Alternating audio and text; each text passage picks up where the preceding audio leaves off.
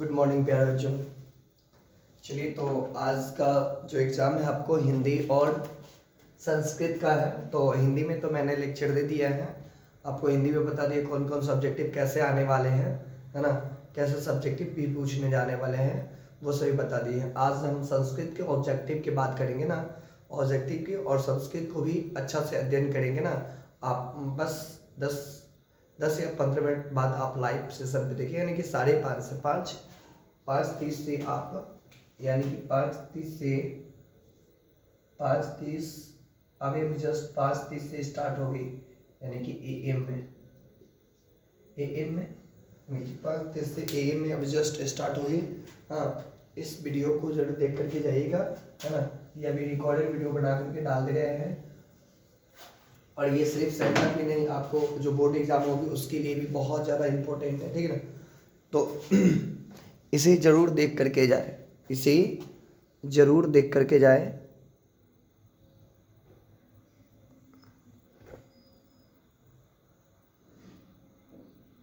इसे ज़रूर देख करके जाइएगा, ठीक है ना।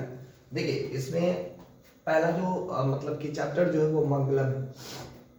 मंगलम है ना, मंगलम का मतलब होता है शुभ, शुभ होता है ना, शुभ शुभ। हम चैप्टर को भी मतलब कि पूरा तरह से अच्छे से एक्सप्लेनेशन किए हैं, आप जाकर के उसका वीडियो देख सकते हैं। देखिए, यहाँ पे पहला क्वेश्चन जो ऑब्जेक्टिव बनने वाला है, मंगलम पाठ कहाँ से संकलित है। तो मंगलम पाठ उपनिषद से संकलित है। कहाँ से? उपनिषद से संकलित है, ठीक है।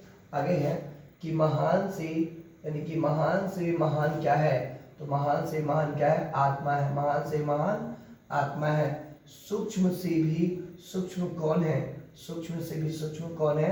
तो सूक्ष्म से भी कौन है? आत्मा है। सूक्ष्म से भी सूक्ष्म जो है वह है आत्मा, ठीक है ना। आगे है मंगलम पाठ के रचनाकार कौन है। मंगलम पाठ के रचनाकार वेद व्यास, यानी कि इसको बोल सकते हैं हम लोग महर्षि वेद व्यास। क्या बोलेंगे? महर्षि वेद व्यास, है ना। उपनिषद की रचनाकार कौन है? उपनिषद, यानी कि मंगलम पाठ में उपनिषद, यानी कि मंगलम पाठ उपनिषद से ही लिया गया है, तो उपनिषद का रचनाकार कौन होंगे? तो उपनिषद का रचनाकार भी महर्षि वेद व्यास ही है, यानी कि महर्षि वेद व्यास ही है। ओके, सभी को समझ में आ रहा है ना। एकदम आसानी से जब पढ़िएगा तो आपको सब चीज समझ में आ जाएगा, ठीक है ना। आगे है उपनिषद किसका अंतिम भाग है। उपनिषद किसका अंतिम भाग है? तो उपनिषद है वैदिक साहित्य का।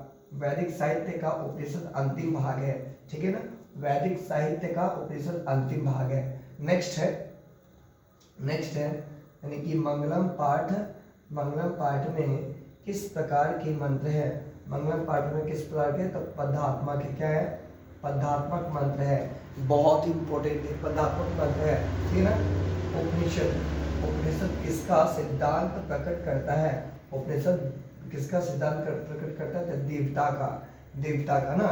किस, यानी कि किसी वश में नहीं किया जा सकता, किसी वश में नहीं किया जा सकता है, तो आत्मा को नहीं वश में किया जा सकता है, आत्मा को नहीं वश में किया जा सकता है, ठीक है।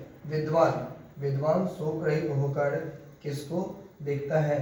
तो विद्वान शोक रहित होकर के परमात्मा को देखता है ना, परमात्मा को ना। चलिए, सत्य से किसका रास्ता प्राप्त होता है? सत्य से किसका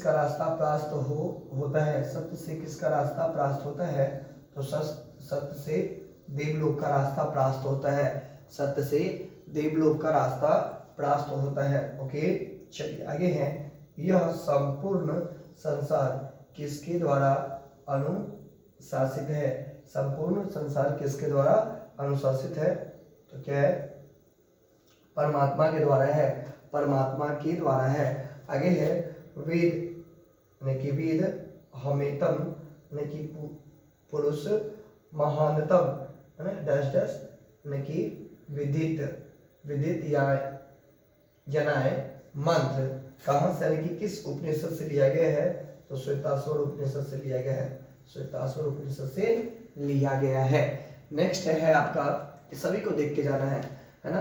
प्रथम चैप्टर से बनने वाला ऑब्जेक्टिव है। ओके, आगे है अनोन्यान महतो महियान, है महियान, महतो महियान आत्म, यानी कि आत्मना, महतो यानी कि महतो महियान आत्मना मंत्र किस उपनिषद से लिया गया है? तो ये कठोपनिषद से लिया गया है ना। एक मिनट देख लेते हैं।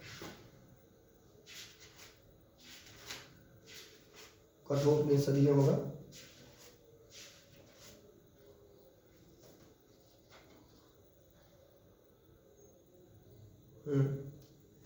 यानी कि कठोपनिषद से लिया गया। ओके चलिए ये संस्कृत का बुक है ना। ऑब्जेक्टिव बहुत सारे अभी अभी जस्ट आने वाले हैं, संस्कृत की बुक आपको पूरा एक्सप्लेनेशन कर देने वाले हैं, ठीक ना। तो ध्यान से सभी आदमी जरूर आइएगा। ओके चलिए ठीक है। जो भी आदमी जुड़ेंगे ना मेरे वीडियो को देखेंगे वो पूरा पूरा मतलब कि सभी आदमी जुड़ेंगे, ठीक है ना। आगे क्या है, नदियाँ नाम और रूप को छोड़कर यानी कि छोड़कर किस में मिलती है या किस में विलीन हो जाती है, तो समुद्र में, है ना। आगे है किसकी विजय नहीं होती है, तो असत्य की विजय नहीं होती है। आगे है किनकी महिमा का यानी कि गायन हुआ यानी कि हुआ है, गायन हुआ है। किसकी महिमा का गायन हुआ था, परमात्मा के आत्मा के गायन हुआ है। सबसे बड़ा खजाना क्या है, तो सबसे बड़ा खजाना है सत्य। ईश्वर क्या है, सत्य है। ईश्वर क्या है, सत्य है ना। ईशावास्यो उपनिषद में किसके विषय में कहा गया है, किसके विषय में, तो सत्य के विषय में कहा गया है ईशावास्य में। ईशावास्य ओके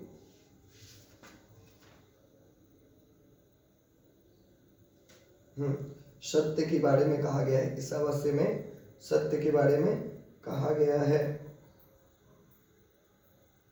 चलिए नेक्स्ट है कठोपनिषद में किसके बारे में कहा गया है, किसके बारे में कहा गया है, तो मोक्ष के बारे में कहा गया है। मोक्ष के है ना श्वेताश्वर उपनिषद में किसके बारे में कहा गया है, तो श्वेताश्वर उपनिषद में परमात्मा के बारे में कहा गया है, ठीक है ना। यानी कि किसके प्रभाव से विद्वान शोक रहित होते हैं, किसके प्रभाव से, तो इंद्रिया के प्रभाव से यानी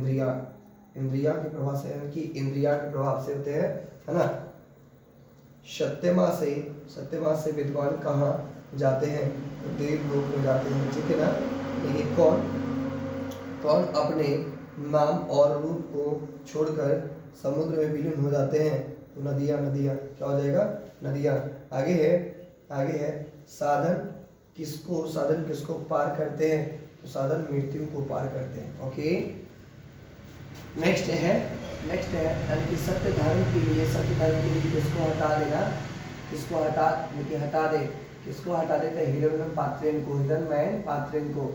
सत्य का मुख किस पात्र से ढका हुआ है, तो यानी कि स्वर्ण पात्र, जिसको बोलते हैं हिरण्मय पात्रेन से सत्य का मुख ढका हुआ है। यानी कि हे सूर्य, हे भगवान, यानी कि हे परमात्मा, इसे खोल दे ना, कहते हैं ना कि किसका मुख सोने जैसे यानी कि सोने के पात्र से बंद है, यानी कि सोने जैसे पात्र से बंद है, तो सत्य का मुख। ओके विद्वान अपना नाम छोड़कर किस में मिलता है विद्वान किससे मिलता है, तो परमात्मा में, ठीक है ना।